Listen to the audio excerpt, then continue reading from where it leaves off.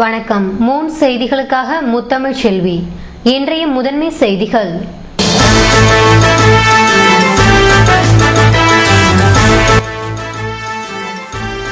டிஆர்டிசியில் 10 Volvo பஸ்கள் அலுவலகத்தில் நடைபெற்ற விழாவில் முதல்வர் ரங்கசாமி துவக்கி வைத்தார்.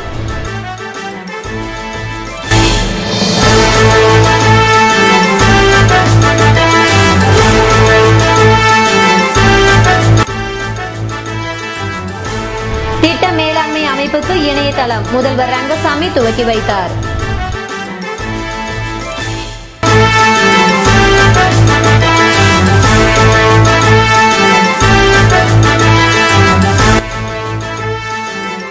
கூடப்பாக்கம் அரசு பள்ளியில் குழந்தைகள் கலை விழா விளையாட்டுத்துறை இயக்குனர் துவக்கினார்.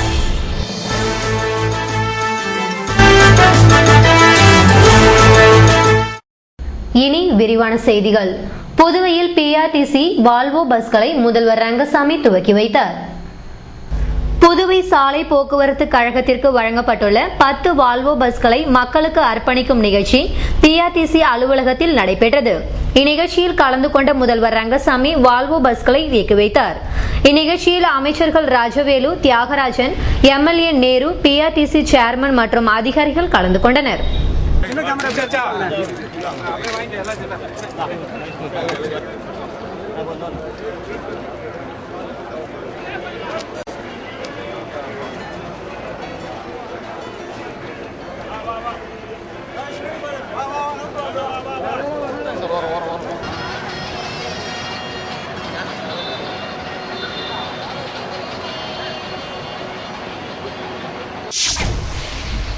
திட்ட மேலாண்மை அமைப்பு இணையதளத்தை முதல்வர் துவக்கி வைத்தார்.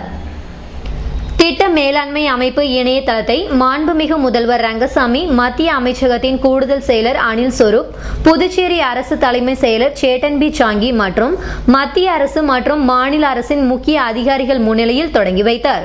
ரூபாய் 100 கோடிக்கும் மேலான முதலீடுகளை கொண்ட தொழில் மற்றும் உள்கட்டமைப்பு திட்டங்கள் குறித்த தகவல்களை விரைவாக பெறுவதற்கு இந்த இணையதள அமைப்பு உதவும் என்று முதல்வர் தெரிவித்தார். பொதுத்துறைகள் மற்றும் தனியார் துறைகள் ஆகிய 2 துறைகளிலும் நிறுவப்பட்டுள்ள முதலீட்டு திட்டங்களை தொடங்குவதற்காகவும் இத்தகைய திட்டங்களை செயல்படுத்துவதில் உள்ள தடைகளை களைந்து விரைவான முறையில் செயல்படுத்துவதற்காகவும் திட்ட மேலாண்மை அமைப்பினை மத்திய அரசின் அமைச்சரவை குழு உருவாக்கியுள்ளது என்றும், மேலும் புது திட்டங்களை சமர்ப்பித்தல், திட்டங்களை திருத்துதல், மேம்படுத்துதல், திட்டங்களை மறு ஆய்வு செய்தல், செயல்பாட்டு தடை விபரங்கள், செயல்பாட்டு தடைகளை நீக்க தேவையான முடிவுகள் ஆகியவற்றை உள்ளடக்கிய முதலீட்டாளர்கள் தங்களின் முதலீட்டு பிரச்சனைகளை இந்த இணையதளத்தின் வாயிலாக தெரிவித்து அப்பிரச்சனைகளுக்கு விரைவான தீர்வு காணலாம் என்றும், எந்த ஒரு தனியார் தொழில் முனைவர் அல்லது துறை அல்லது அமைச்சகம் ஒரு திட்டத்தை தொடங்கவோ அல்லது எந்த ஒரு திட்டத்திலும் உள்ள செயலாக்க தடைகளை களையவோ அவர்கள் இந்த இணையதளத்தில் பதிவு செய்யலாம் என்றும் அவர் கூறினார். திட்ட மேலாண்மை அமைப்பு இணையதளம் குறித்து மத்திய அமைச்சக செயலக செய்தி பிரிவின் துறை தலைவர் டாக்டர் சுபாக் சங் கணினி பட வழி சுருக்க உரையின் ஊடே இந்த இணையதளத்தில் உள்ளீட்டு செய்யப்பட்டுள்ள திட்டங்கள் குறித்த வரைபட அறிக்கைகள், நிதி அறிக்கைகள் மற்றும் துல்லியமான முதலீடுகள் போன்றவற்றின் நிர்வாக தகவல் அமைப்பினை உருவாக்க இந்த இணையதளம் உதவும் என்று குறிப்பிட்டார். இந்த இணையதளத்தை தொடங்கும் போது புதுச்சேரி அரசின் தலைமைச் செயலர் சேட்டன் பி சாங்கி, புதுச்சேரி ஒன்றியத்து ஆட்சிப்பரப்பு தான் இந்தியாவிலேயே இந்த இணையதள திட்டத்தை செயல்படுத்தும் முதல் ஒன்றியத்து ஆட்சிப்பரப்பு என்றும், இங்குதான் இந்த திட்டங்களை கண்காணிக்கும் திட்ட கண்காணிப்பு குழு அமைக்கப்பட்டுள்ளது என்றும் கூறினார். மேலும் அவர் தொடர்புடைய துறைகள் இந்த இணையதள அமைப்பினை பயன்படுத்திக் கொள்ள வேண்டும் என்றும், அவர்களுடைய பிரச்சனைகள் அனைத்து சரிபார்த்தல்களுடன் தொடர்ந்து பதிவேற்றம் செய்து வர வேண்டும் என்றும் கூறினார். மேலும் இந்த திட்ட மேலாண்மை அமைப்பு இணைய தளத்தனித்தன்மைகள் மற்றும் பயன்கள் குறித்த 2 நாள் பயிலரங்கம் ஒன்று இந்த மாதத்தில் நடத்த திட்டமிடப்பட்டுள்ளது என்றும் அவர் கூறினார். இந்த பயிலரங்கில் திட்ட மேலாண்மை அமைப்பு குழு முதன்மை அதிகாரிகளும் துறை தலைவர்களும் இந்த திட்ட மேலாண்மை அமைப்பு இணையதளத்தை பயனுள்ள முறையிலும் சிறந்த முறையிலும் நீண்டகால அடிப்படையில் புதுச்சேரி மாநிலத்திற்கு பயன் விளைக்கும் வகையில் எப்படி பயன்படுத்த வேண்டும் என்று விளக்கினர். புதுவை கூடப்பாக்கம் பள்ளியில் குழந்தைகள் கலை விழாவை துணை இயக்குனர் துவக்கி வைத்தார். புதுச்சேரி அரசு கல்வித்துறை விளையாட்டு பிரிவு சென்ற கல்வியாண்டு 2013-14 வருடத்திற்கான 4ஆம் வட்டப்பிரிவு பள்ளிகளுக்கு இடையேயான குழந்தைகள் கலை விழாவின் இறுதிப் போட்டி அரசு மேல்நிலைப்பள்ளி கூடப்பாக்கத்தில் வெள்ளிக்கிழமை நடைபெற்றது.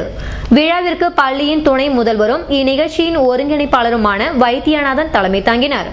விளையாட்டுத்துறையின் துணை இயக்குநர் லெனின்ராஜ் வாழ்த்துரை வழங்கி விழாவினை துவக்கி வைத்தார். உடற்கல்வி ஆசிரியர் டேவிட் தினகரன் வரவேற்புரையாற்றினார். நிகழ்ச்சியில் 4ஆம் வட்டத்தை சார்ந்த அரசு உயர்நிலைப் பள்ளி, மேல்நிலைப் பள்ளி மொத்தம் 10க்கும் மேற்பட்ட சுமார் 500க்கும் மேற்பட்ட மாணவ மாணவிகள் கலந்து கொண்டு தங்கள் கலை திறமையினை வெளிப்படுத்தினர். விழாவின் முக்கிய நிகழ்வாக கலந்து கொண்ட 10 பள்ளிகளை சார்ந்த மாணவ மாணவியர்களுக்கு ஊசுடு தொகுதியின் சட்டமன்ற உறுப்பினரும் குடிசை மாற்றுத்துறையின் தலைவருமான கார்த்திகேயன் கலந்து கொண்டு பாராட்டுரை வழங்கி பரிசளித்து சிறப்பித்தார்.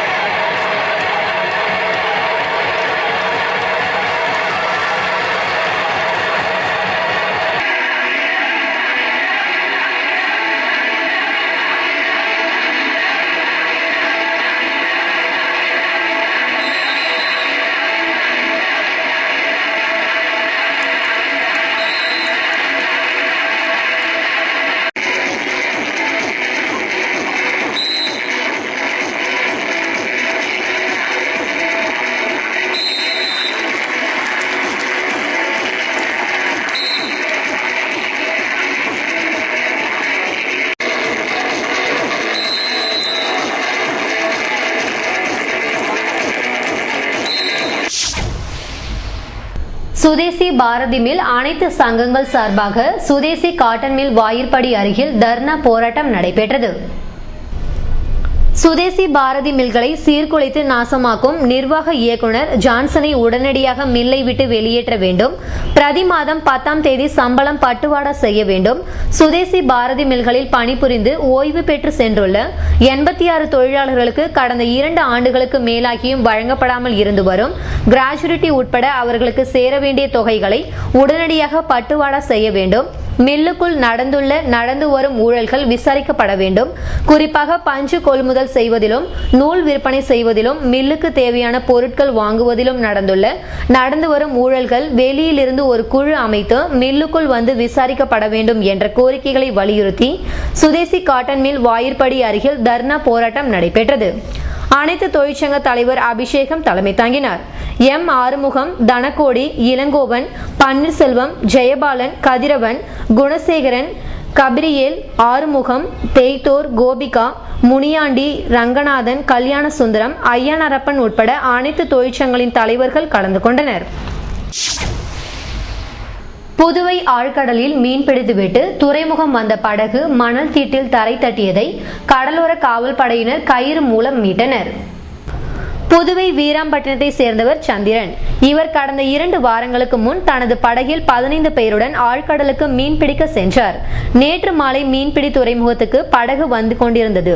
அப்போது முகத்துவாரம் பகுதியில் வேகமாக வந்த படகு மணல் தீட்டில் சிக்கி தரை தட்டியது. இதனால் படகில் இருந்த மீனவர்கள் அதிர்ச்சி அடைந்தனர். படகு மூழ்கும் அபாயம் இருக்கும் என்ற பயத்தில் உறவினர்களுக்கு தகவல் கொடுத்தனர். மீன்பிடி துறைமுக அதிகாரிகள், துறைமுகத்துறை அதிகாரிகளுக்கு தகவல் தெரிவிக்கப்பட்டது. சம்பவ இடத்திற்கு அதிகாரிகள் வந்தனர். பின்னர் கடலோர காவல் படையினர் கயிறு மூலம் தரை தட்டிய படகை மீட்டனர். இது குறித்து படகின் உரிமையாளர் சந்திரன் கூறுகையில், என்னுடைய படகு மரத்திலான ஆன படகாக இருந்திருந்தாலும் தரை தட்டியவுடன் ஓட்டை விழுந்து மூழ்கியிருக்கும். ரூபாய் 1 கோடியில் ஃபைபரில் செய்யப்பட்ட படகு என்பதால் தரை தட்டினாலும் அதிக அளவில் சேதமும் ஏற்படவில்லை. இருந்தாலும் குறிப்பிட்டுள்ள அளவுக்கு சேதம் அடைந்திருக்கும். மணல் திட்டுக்களை அகற்றாமல் இருப்பதால் மீன்பிடி படகுகள் அடிக்கடி தரை தட்டி மூழ்கி மீனவர்களின் வாழ்வில் துயரத்தை ஏற்படுத்தி வருகிறது. நிரந்தரமாக மணல் திட்டை அகற்ற புதுவை அரசு நடவடிக்கை எடுக்க வேண்டும் என்றார்.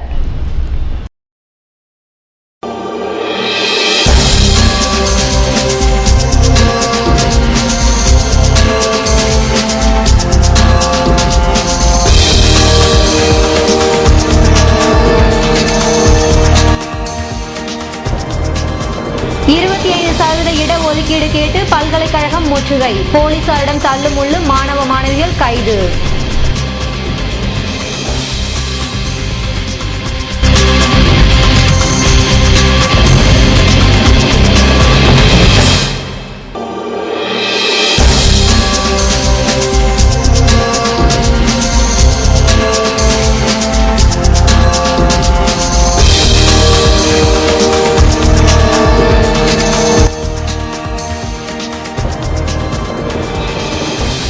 சம்பவங்களை தடுக்க வட மாநில வாலிபர் விவரங்கள் சேகரிப்பு, முகவரி மற்றும் கைரேகை பதிவு.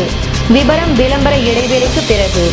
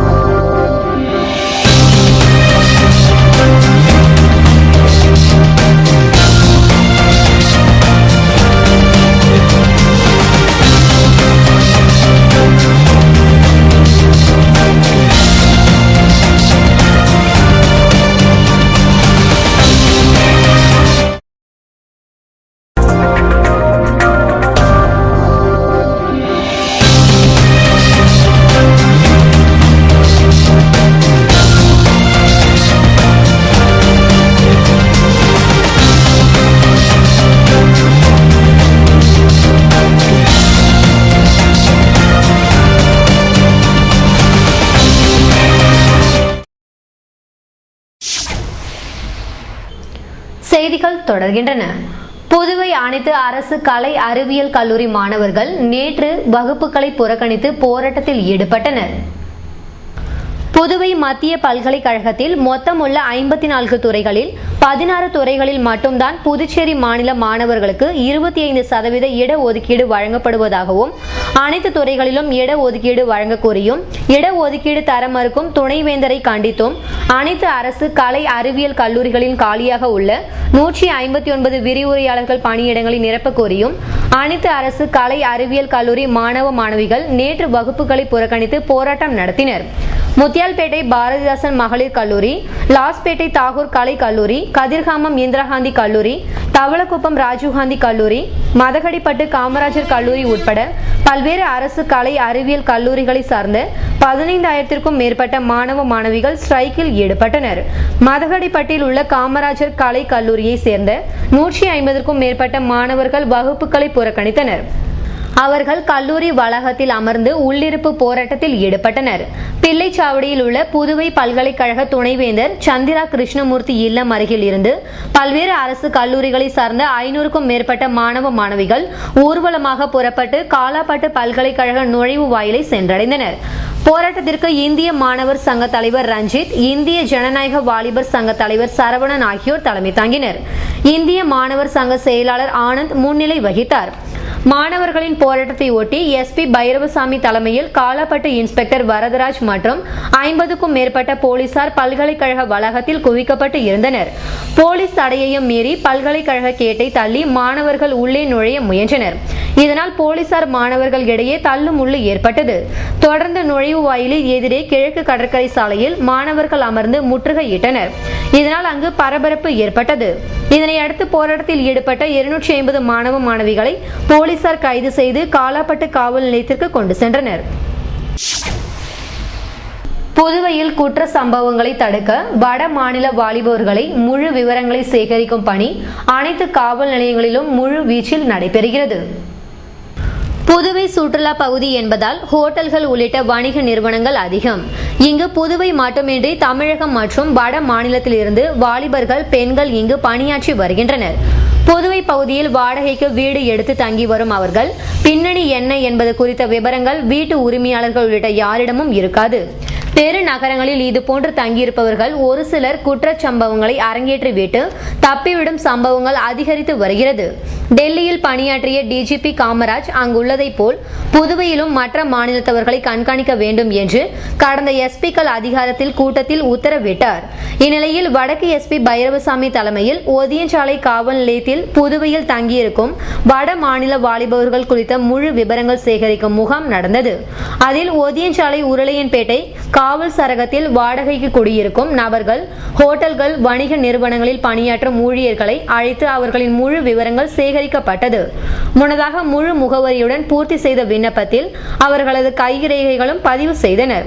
இதுகுறித்து எஸ்பி பைரவசாமி கூறுகையில், டிஜிபி காமராஜ் உத்தரவின் பேரில் அனைத்து காவல் நிலையங்களிலும் இந்த முகாம் நடைபெறும் என்றார்.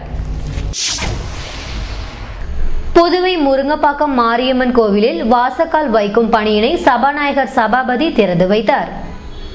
புதுச்சேரி முருங்கப்பாக்கத்தில் புதியதாக கட்டப்பட்டு வரும் மாரியம்மன் கோவிலுக்கு வாசக்கால் வைக்கும் பணி வெள்ளிக்கிழமை நடைபெற்றது. திருப்பணிக்குழு தலைவர் பாவாடை தலைமை தாங்கினார். சிறப்பு அழைப்பாளர்களாக சபாநாயகர் சபாபதி கலந்து கொண்டு பணியினை துவக்கி வைத்தார். அறங்காவல் குழு துணைத் தலைவர் ஆறுமுகம், செயலாளர் கிருஷ்ணராஜ், பொருளாளர் பழனிவேல், நாட்டாமை கணபதி ஆகியோர் கலந்து கொண்டனர். திருப்பணிக்குழு உறுப்பினர்கள் கோசலராமன், சிவாஜி, பரந்தாமன், பாலசுந்தரம், முன்னாள் வங்கி தலைவர் கணபதி, வீரவன்னியர் பேரவை செயலாளர் அமர்நாத் மற்றும் என்ஆர் காங்கிரஸ் பிரமுகர்களும் ஊர் பெரியோர்களும் திரளாக கலந்து கொண்டனர்.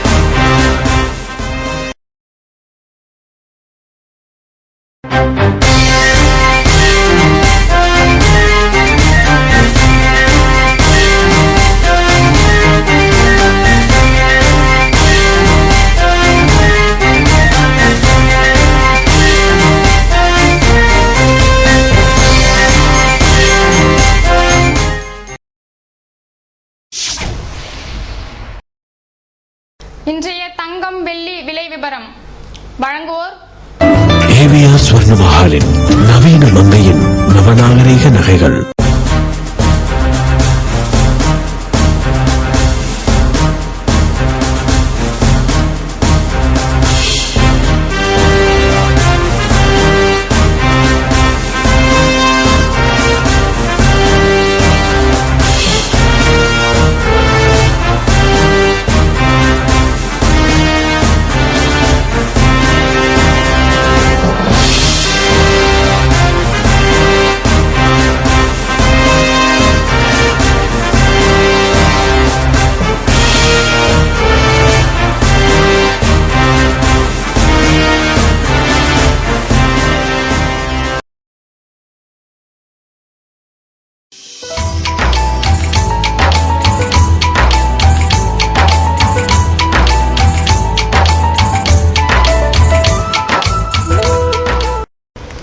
புதுவையில் இன்றைய வெப்பநிலை அதிகபட்சமாக 31 டிகிரி செல்சியஸாக பதிவானது.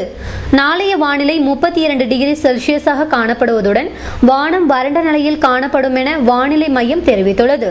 புதுவை கடற்கரையில் இருந்து சுமார் 50 கிலோமீட்டர் தூரம் வரை இன்று 3 அடியாக காணப்பட்ட கடல் அலை உயரம் நாளை 2 அடியாக காணப்படும் என்றும், தென்மேற்கு திசையிலிருந்து 21 கிலோமீட்டர் வேகத்தில் காற்று வீசும் என்று சென்னை வானிலை மையம் தெரிவித்துள்ளது.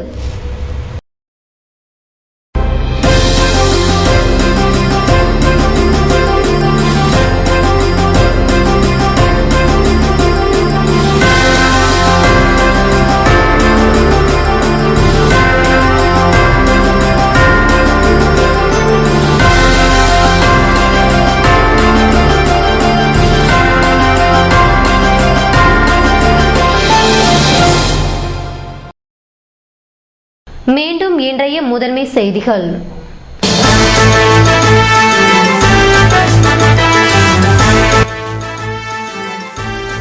டிஆர்டிசியில் 10 வால்வோ பஸ்கள் அலுவலகத்தில் நடைபெற்ற விழாவில் முதல்வர் ரங்கசாமி துவக்கி வைத்தார்.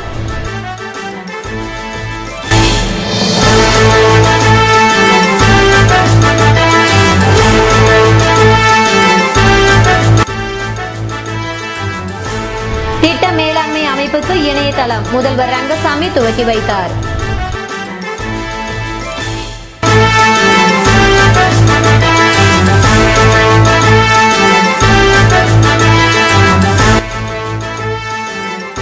கூடப்பாக்கம் அரசு பள்ளியில் குழந்தைகள் கலை விழா விளையாட்டுத்துறை இயக்குனர் துவக்கினார்.